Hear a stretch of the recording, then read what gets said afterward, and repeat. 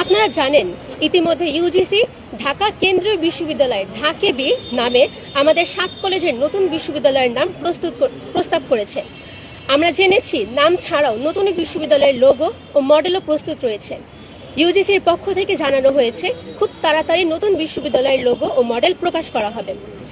7 কলেজের ঢাবি অধিভুক্তি বাতিলের পর চলতি বছরের 25শে ফেব্রুয়ারি ইউজিসি এ কলেজগুলো পরিচালনায় একটি অন্তর্বর্তী প্রশাসনের প্রস্তাব করে, যে প্রশাসন অধিভুক্তি বাতিল ও নতুন বিশ্ববিদ্যালয়ের কার্যক্রম শুরুর মধ্যবর্তী সময় দায়িত্ব পালন করবে। তবে অন্তর্বর্তী প্রশাসন বিষয়ে ইউজিসির প্রস্তাবনার 2.5 মাস পার হলেও এখনও সেটির চূড়ান্ত অনুমোদন হয়নি। এতদিন আমরা শুনে এসেছি এটি জনপ্রশাসন মন্ত্রণালয়ের অনুমোদনের অপেক্ষায় ঝুলে আছে। প্রিয় সাংবাদিকবৃন্দ, শুরু থেকে আমরা একটি শ্রেণীকে 7 কলেজকে আন্ডার এস্টিমেট করার প্রবণতা লক্ষ্য করেছি।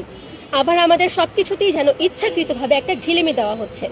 7 কলেজের এই সমস্যার সমাধানে গত ডিসেম্বরের শেষের দিকে একটি বিশেষজ্ঞ কমিটির ঘোষণা দেয় সরকার। একই সঙ্গে এই সমস্যার সমাধানে তাদের 4 মাসের সময়সীমা বেঁধে দেওয়া হয়। কিন্তু গত 30 এপ্রিল এই কমিটির সময়সীমা শেষ হলেও এখনও সমস্যার সমাধান হয়নি। আমরা এমন সময়ক্ষেপণের তীব্র নিন্দা জানাচ্ছি। নতুন বিশ্ববিদ্যালয়ের নাম চূড়ান্ত হওয়ার পর স্বল্প সময়ের মধ্যে অন্তর্বর্তী প্রশাসনের প্রজ্ঞাপন দেওয়ার কথা থাকলেও তা কোনো এক অদৃশ্য কারণে এখনো ঝুলে আছে। অন্তর্বর্তী প্রশাসনের প্রজ্ঞাপন ও অধ্যাদেশ জারি না হওয়ায় বিশ্ববিদ্যালয়ের স্বতন্ত্র প্রশাসনিক কাঠামো, একাডেমিক কার্যক্রম, পরীক্ষা সহ সবকিছুতেই আমাদের এখন ঢাকা বিশ্ববিদ্যালয়ের উপর নির্ভর করতে হচ্ছে। আমরা মনে করি এটি একটি স্বায়ত্তশাসিত বিশ্ববিদ্যালয় প্রতিষ্ঠার উদ্দেশ্যকে বাধাগ্রস্ত করছে।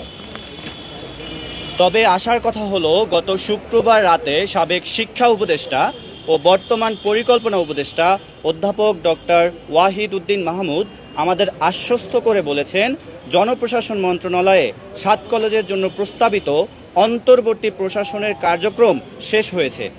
এরপর এটি এখন মাননীয় প্রধান উপদেষ্টা ডক্টর মোহাম্মদ ইউনূসের কার্যালয়ে পাঠানো হয়েছে। চলতি সপ্তাহের মধ্যে এ প্রশাসন ঘোষণা করা হবে বলে মাননীয় পরিকল্পনা উপদেষ্টা আমাদের আশ্বস্ত করেছেন। স্যার শিক্ষা উপদেষ্টা থাকাকালীন সময় থেকেই যথেষ্ট আন্তরিকতার সঙ্গে আমাদের দাবি বিবেচনা করে আসছেন। আমরা স্যারের এই আশ্বাসেও ভরসা রাখতে চাই।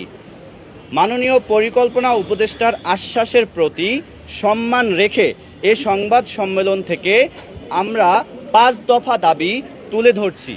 এগুলো হলো: দাবি নাম্বার 1, আগামীকাল রোববারের মধ্যে অন্তর্বর্তীকালীন প্রশাসন গঠনের প্রজ্ঞাপন জারি করতে হবে। দাবি নাম্বার 2, অন্তর্বর্তী প্রশাসকের নিয়োগ প্রক্রিয়া চূড়ান্ত হওয়ার পর সেশন জট নিরসন সহ সামগ্রিক বিষয় নিয়ে একাডেমিক ক্যালেন্ডার প্রকাশ করতে হবে। একই সঙ্গে ভুতুড়ে ফলের সমাধান, বিভিন্ন ইস্যুতে অতিরিক্ত ফি আদায় বন্ধ সহ যাবতীয় অসঙ্গতিগুলো স্পষ্টভাবে সমাধানের উদ্যোগ নিতে হবে। অন্তর্বর্তীকালীন প্রশাসন গঠনের পরবর্তী 2 কার্যদিবসের মধ্যে 24-25 সেশনের ভর্তি পরীক্ষা আয়োজনের উদ্যোগ গ্রহণ করতে হবে। আগামী 5 কার্যদিবসের মধ্যে ঢাকা কেন্দ্রীয় বিশ্ববিদ্যালয়ের রূপরেখা এবং লোগো, মনোগ্রাম প্রকাশ করতে হবে। আগামী 1 মাসের অর্থাৎ আগামী 16ই জুন 2025 খ্রিস্টাব্দ, আমি আবার বলছি, আগামী 1 মাসের অর্থাৎ আগামী 16ই জুন 2025 খ্রিস্টাব্দ এর মধ্যে নতুন বিশ্ববিদ্যালয়ের অধ্যাদেশ জারি করতে হবে।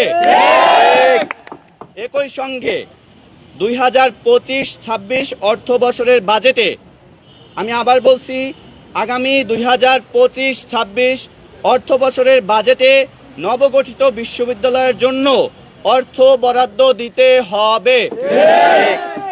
প্রিয় সাংবাদিকবৃন্দ, আমরা শুরু থেকেই সরকারের যে কোনো সিদ্ধান্তের প্রতি শ্রদ্ধাশীল ছিলাম। দাবি বাস্তবায়নে আমরা সরকারকে সব ধরনের সহযোগিতাও করেছি। এজন্য মাঠের আন্দোলনের পাশাপাশি টেবিলের আলোচনাও জারি রেখেছি। এখনও আলোচনার পথ বন্ধ হয়নি। আমরা আলোচনায় প্রস্তুত আছি। আমরা আমাদের শিক্ষার অধিকারটুকু চাই। আমরা আর রাজপথে নামতে চাই না। আমরা আন্দোলন সংগ্রাম ছেড়ে পড়ার টেবিলে ফিরে গিয়েছি। তবে রাষ্ট্র বারবার আমাদের পড়ার টেবিল ছেড়ে রাজপথে ফিরতে বাধ্য করেছে। আগামী রোববারের মধ্যে যদি অন্তর্বর্তীকালীন প্রশাসন গঠনের প্রজ্ঞাপন জারি না হয়, তাহলে 19 মে সোমবার থেকে আমরা আবার মাঠের কর্মসূচিতে যেতে বাধ্য হব। পরবর্তী এই কর্মসূচি কেমন হবে সেটা পরিস্থিতি বিবেচনায় প্রেস বিজ্ঞপ্তির মাধ্যমে জানিয়ে দেব। একই সঙ্গে আমরা বাকি দাবিগুলোর বিষয়ে নজর রাখব।